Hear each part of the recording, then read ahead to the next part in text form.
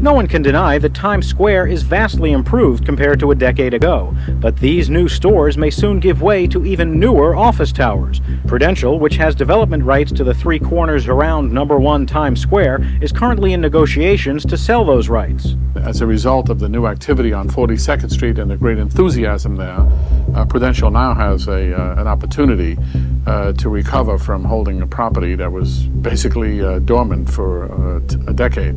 Prudential had previously sold their rights to this parcel of land on the east side of 7th Avenue between 42nd and 43rd Streets. This was purchased by developer Douglas Durst with publisher Condé Nast.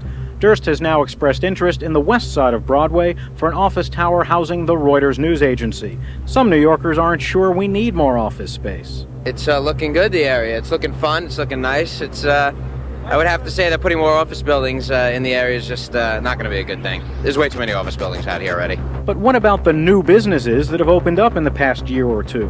What we wanted to do is dress up the corners and make the corners more appealing. So we provided for temporary stores on the first level, signage above that. And while customers may be surprised, the owners of the businesses are not. Ellen Hart is co-owner of the Stardust Dynamat. We always knew that there was a demolition clause. I think many of these residents here, the stores on the block, know that, and when they signed the lease, we knew that it could be anywhere from a year to 10 years. So at some point, these businesses will disappear.